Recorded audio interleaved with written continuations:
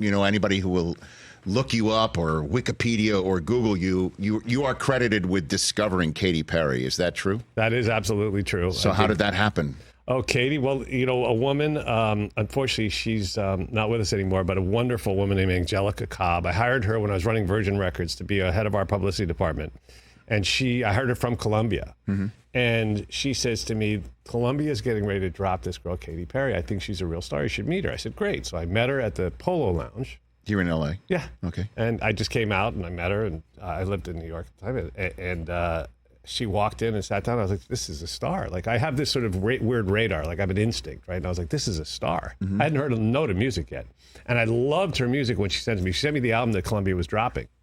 And then I went back and played it for some of my top executives. Like, this is going to be our, I was turning this label around. Virgin was the coldest label in the business when I took it over. And I'd been running Atlantic before that. And then they all were like, oh, no, this is horrible. Really? Yeah, everybody hated it. And we just signed Red Jumpsuit Apparatus, which was a hit, and things were starting to turn around. And I was like, man, maybe I'm wrong. But then I was in my garage working out. There's a sports connection. Nice. And had to bring that in. And I'm like, wait a minute. This is great. I screwed this up. How could I have been so stupid as to not to listen to other people's opinions? Do you remember what song that was when you were working out? The only one that was on that tape or CD that became a big hit was "Waking Up in Vegas." Mm-hmm. So it might have been that one. Mm-hmm. And then I invited her. We signed her. I invited her to our Grammy party that we were hosting because it was around that time.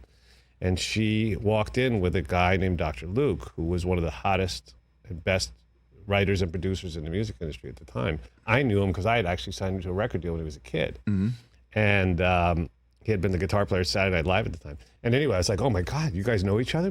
This is perfect. You got to work together. And so I helped to facilitate that connection, which became, they wrote Hot and Cold and they wrote I Kissed a Girl together. And I'll give you one more story. I remember calling Katy when I said, Katy, we're going to put out I Kissed a Girl as the first single. She goes, you can't do that. I go, why not? She goes, because my parents will never speak to me again. They were evangelicals, right? Mm-hmm.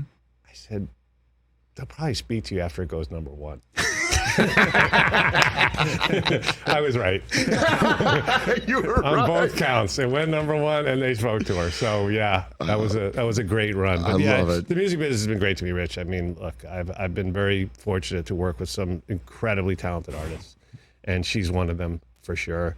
And there's too many to mention now because I've been doing this for so long. Sure. But tonight, actually, we have a new album coming out from our group, The Warning, and then we have a big release party in L.A.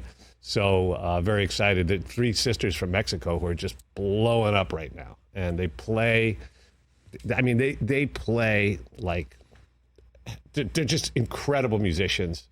And I think it's so wonderful because it's a real rock band with three female musicians, and that's it. And I think it's time for that. Catch the Rich Eisen Show every single day on the Roku channel, 12 to 3 Eastern, for free.